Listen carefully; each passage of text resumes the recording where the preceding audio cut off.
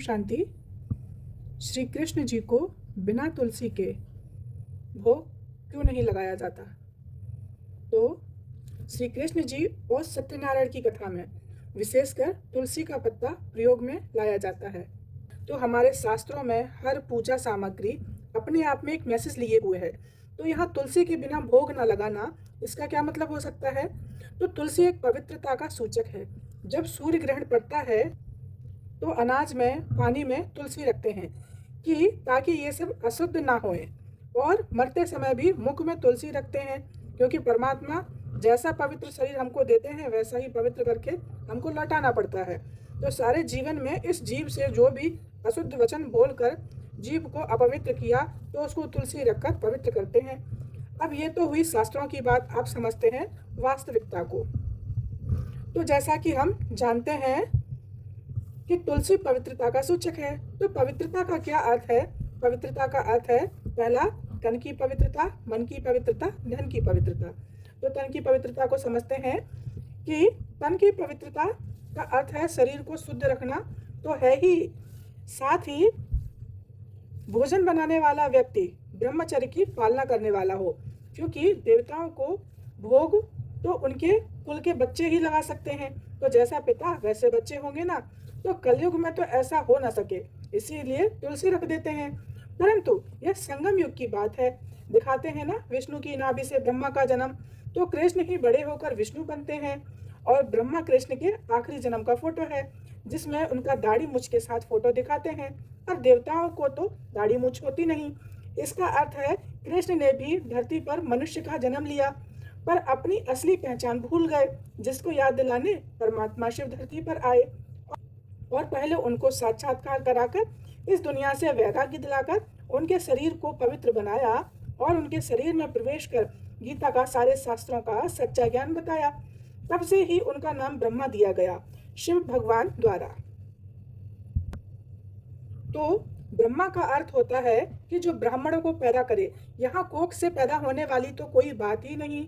यहाँ है मुख वंशावली ब्राह्मण, यहाँ है मुख वंशावली ब्राह्मण बनाने की बात, कि ब्रह्मा द्वारा शिव का सच्चा ज्ञान समझकर जिसने पवित्र जीवन को अपना लिया वह ब्राह्मण बन गया, और इस तरह ब्राह्मणों का परिवार बढ़ता चला गया।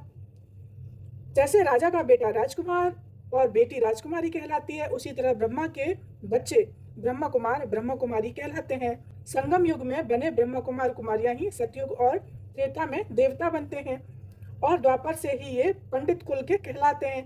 इसीलिए ब्राह्मणों को चोटी दिखाते हैं कि ब्राह्मण कुल सर्वश्रेष्ठ होता है, क्योंकि यह कुल पवित्रता की शक्ति से संसार में आदि सनातन देवी देवता धर्म की स्थापना करता है। संगम युग पर, है ना, संगम युग पर होता है। इसीलिए शिवरात्रि को मनाते हुए 88 वर्ष हो गए हैं। तो जिस दिन भगवान धरती पर आए तब से ही संगम युग की शुरुआत हो गई। नहीं तो गिनती कैसे करते हैं? आए तभी तो गिनती किया ना। तो अभी भगवान आए हुए हैं, जो आप मधुबन, राजस्थान, माउंट आबू जाकर एहसास कर सकते हैं। तो पहले के टाइम में ब्राह्मण को सीधा दिया जाता था, यानी कच्चा राशन, जिससे वे स्वयं पकाकर खाते थे। और ब्राह्मण मांसाहारी भोजन और प्याज लहसुन भी नहीं खाते थे। पर आज के टाइम में ऐसे पक्के ब्राह्मण बहुत ही कम बचे हैं, जो आज अपनी धारणाओं में पक्के हैं। तो ब्राह्मण को ब्राह्मण नाम भी संगम युग पर ही मिलता है, जिसकी याद में ब्राह्मण चोटी रखते हैं। यह धर्म ही सर्वश्रेष्ठ है, पूजनीय है, और इसीलिए ब्राह्मण ही मंदिर के पुजारी बनते हैं।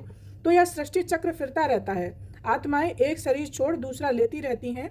पवित्र आत्माएं सदैव पवित्र शरीर लेकर श्रेष्ठ कर्म करती हैं। इसीलिए ब्रह्मा कुमारी में कोई भी भाई बहन किसी के हाथ का खाना नहीं खाते हैं, अपनी पवित्रता का पालन करते हैं, क्योंकि वो निर्विकारी हैं। और यह देवताओं का विशेष गुण होता है, जिसमें विकार रिंचक मात्र नहीं होते। इसीलिए सभी ब्राह्मणों के पैर छूकर आशीर्वाद लेते हैं। आज के समय में सब लेते हैं ना, ब्राह्मणों के पैर छूकर आशीर्वाद। और ब्रह्मा को कमल पर बैठा दिखाया जाना माना इस बात का प्रतीक है कि ब्रह्मा और ब्राह्मण कुल के बच्चे कलयुगी संसार में रहते हुए भी पवित्रता का जीवन जीते हैं। नहीं तो इतना बड़ा कमल होता नहीं, और कमल इतना नाजुक होता है कि कोई व्यक्ति बैठ नहीं सकता, है ना। तो यहाँ पे ये बताया जा रहा है कि कमल के फूल पे ब्रह्मा का बैठा दिखाया जाना इस बात का प्रतीक है कि उन्होंने मनुष्य जीवन रहते हुए भी उन्होंने पवित्रता का पालन किया और पवित्र जीवन जिया। और दूसरा है मन की पवित्रता, यानी भोजन बनाते समय, प्रसाद बनाते समय भजन गाकर सुनकर तब भोजन बनाए।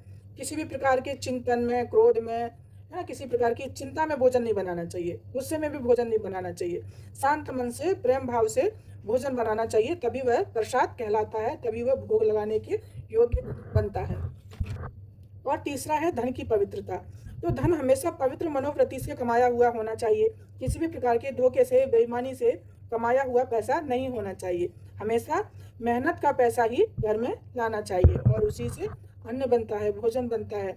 तो जैसे हमारे भोजन, कमाए हुए भोजन की एनर्जी होगी, उसी प्रकार की एनर्जी हम खाएंगे और हमारे जीवन में हमारा, अगर पवित्रता से कमाया हुआ धन है तो हमारे जीवन में सुख शांति आएगी, और बेईमानी से, धोखाधड़ी से कमाए हुए पैसे की जो एनर्जी है वो हमारे जीवन में दुख और बीमारियां लेके आएगी।